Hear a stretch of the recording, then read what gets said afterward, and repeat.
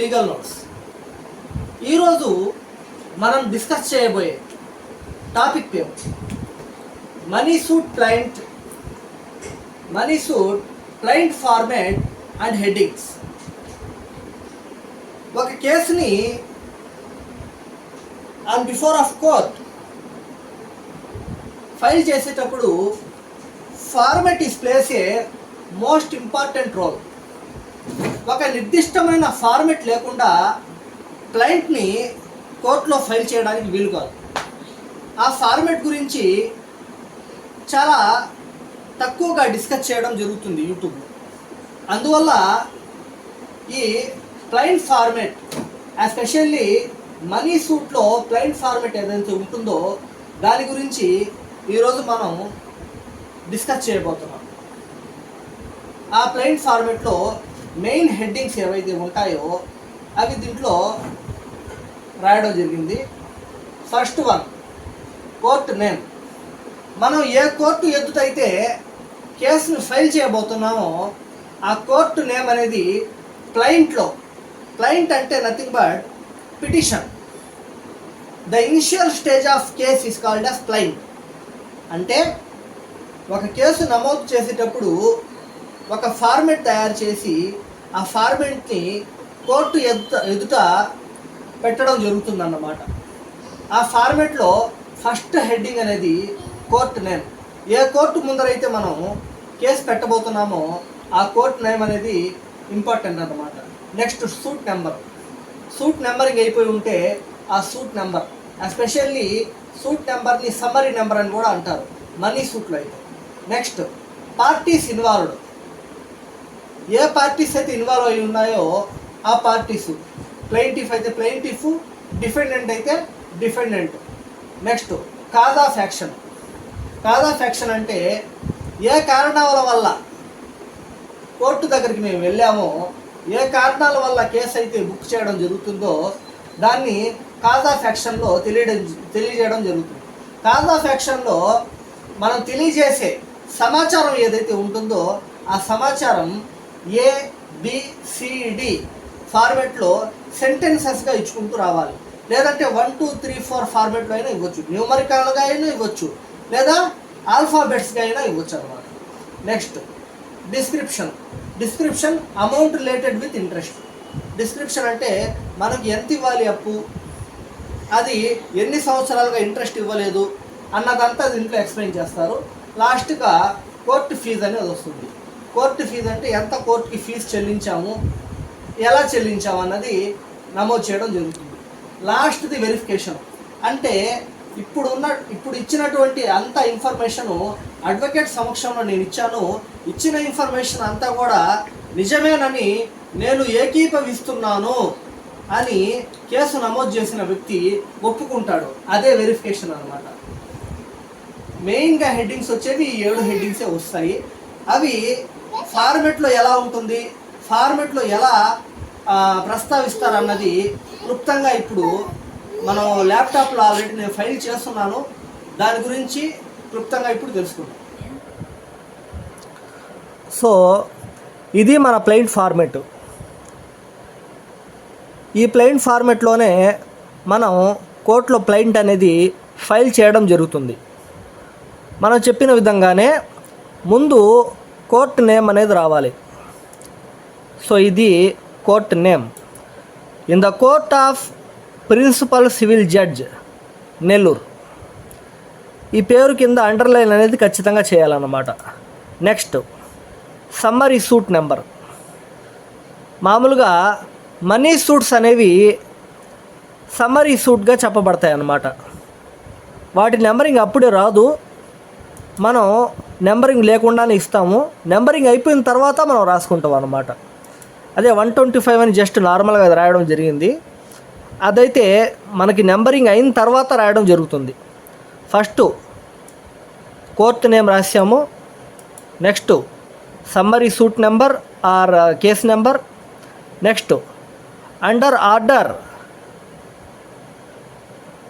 Of civil procedure code, అంటే ఈ order number ప్రకారంగా ఈ మనీ సూట్ అనేది ఫైల్ చేయడం జరుగుతుంది. కోడ్ ఆఫ్ సివిల్ ప్రొసీజర్లో ఉన్న ప్రకారంగా ఈ ఆర్డర్ ప్రకారంగానే మేము ఫైల్ చేయడం జరుగుతుంది అని. నెక్స్ట్, ఎవరైతే పిటిషనర్ ఉన్నారో, క్లయింట్ ఎవరైతే ఫైల్ చేశారో అతని పేరు, ఫర్ ఎగ్జాంపుల్ అతని పేరు సుధీర్ అనుకుందాము. సుధీర్ కాకర్ల అలా మనం మెన్షన్ చేసుకోవాలి. నెక్స్ట్, సన్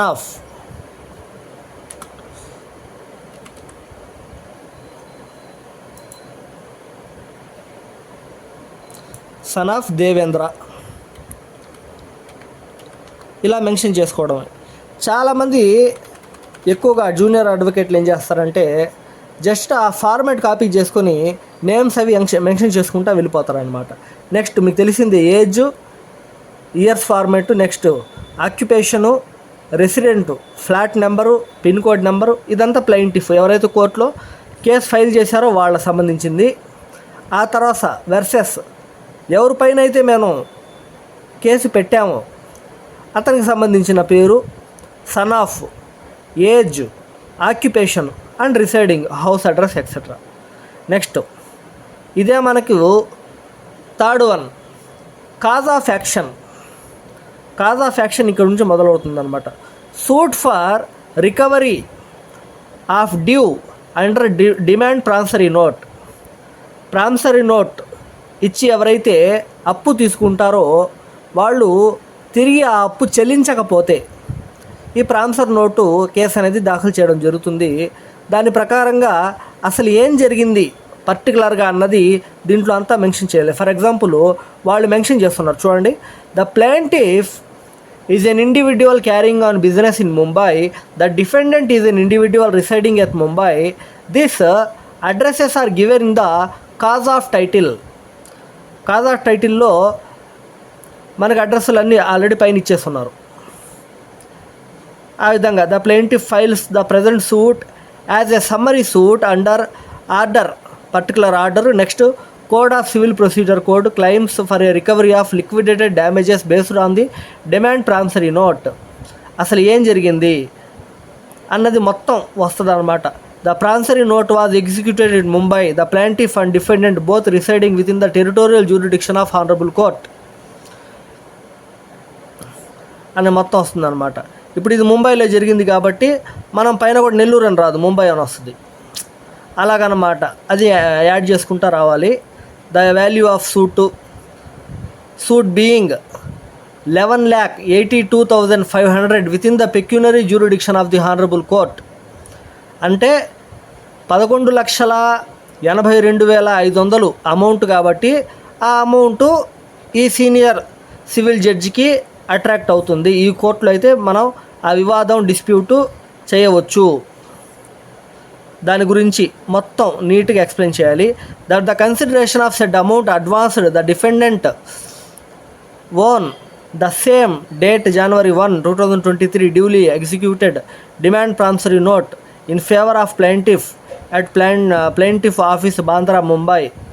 ఇదంతా నీట్గా ఎక్స్ప్లెయిన్ చేస్తా, అసలు ఏం జరిగింది అన్నది మొత్తం దీంట్లో ఎక్స్ప్లెయిన్ చేయడం జరుగుతుంది. ఆ తర్వాత మనం చెప్పాం కదా డిస్క్రిప్షను, ప్రిన్సిపల్ అమౌంట్ 10 lakh, దానికి ఇంట్రెస్టు ఫలానా తేదీ నుండి ఇక్కడ ఉంది చూడండి, 1/1/2023 టు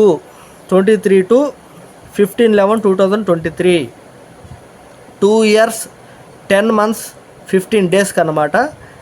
దానికి మనకి మొత్తం కలిపి ఇంట్రెస్ట్తో కలిపి ఇంత అయింది అనేది మెన్షన్ చేయాలి. Court fee, the requisite court fee has been paid on the suit valuation 11,82,500 and affixed to the plaint. Court fee అనేది ఫైల్ చేయడం జరిగింది, అదేంటంటే ఈ ప్లెయింట్కి అటాచ్ చేయడం కూడా జరిగిందని ఇచ్చేసాము. Last prayer, the plaintiff therefore pray that this honourable court may be pleased to pass a decree in favor of plaintiff and against the defendant for recovery at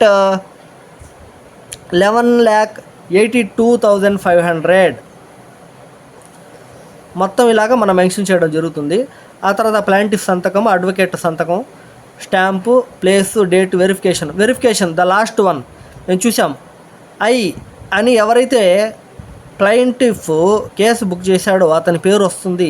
the plaintiff above named do hereby verify that contents of the paragraph 1 to 7 of plaint are true and correct to my knowledge and believe and the prayer claused is based on legal advice which believed to be true verified this day of November or this day of January 2026 అని mention చేసుకోవచ్చు. ఆ తర్వాత plaintiff సంతకం వస్తుంది. దీంతో ప్లెయింట్ అనేది complete అయిపోతుంది అన్నమాట. ఒకసారి చూసుకోండి.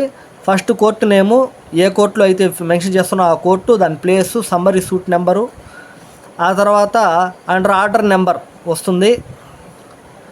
ఆ తర్వాత ప్లెయింటిఫ్ అడ్రస్సెస్, అక్యుపేషను, ఏజ్ ఇవన్నీ వస్తాయి.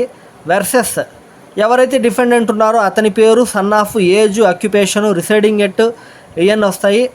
ఆ తర్వాత కిందకి వెళ్తే ట్రాన్స్ఫర్ నోటు ఎవరు ఇచ్చారు, ఎప్పుడు ఇచ్చారు, ఎందుకు ఇచ్చారు, సెక్యూరిటీగా ఇచ్చారా కాదా, ఈ ప్లెయింటిఫ్ వర్షన్ అంతా దీంట్లో మెన్షన్ చేస్తారు. అది కూడా సెంటెన్సెస్ ఫార్మాట్గా ఉండాలి, నీట్గా అర్థం అవ్వాలి. ఆ విధంగా వేరు వేరు గ్యాపులు ఇచ్చి సెంటెన్సెస్ ఫార్మాట్లో మాత్రమే మెన్షన్ చేయడం జరుగుతుంది. ఇక్కడ చూడండి, ఎన్ వరకు ఇచ్చారు, A to N వరకు ఇచ్చారనమాట. ఆ తర్వాత క్యాలిక్యులేషన్ ఆఫ్ సూట్ అమౌంట్ అని వచ్చేసి నెక్స్ట్ డిస్క్రిప్షన్లో అమౌంట్లు అన్నీ మెన్షన్ చేస్తారు.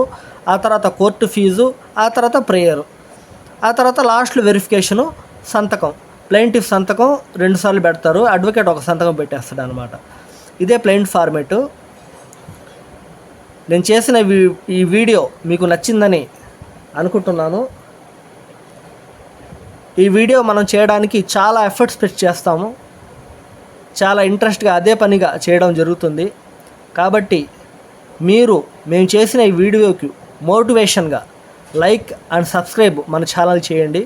లీగల్ నోట్స్ ఛానల్లో ప్రతి వీడియోకి కింద డిస్క్రిప్షన్లో దానికి సంబంధించిన PDF లింక్ ఖచ్చితంగా ఇవ్వడం జరుగుతుంది. ఇప్పుడు ప్రజెంట్ నేను ఇచ్చిన ఫార్మెట్ కూడా PDF లింక్ ఇవ్వడం జరుగుతుంది. ఎవరైనా ఆ PDF చూసి రికార్డ్స్లో కానీ ఎక్కడైనా యూజ్ చేయాలంటే యూజ్ చేసుకోవచ్చు. Thank you friends.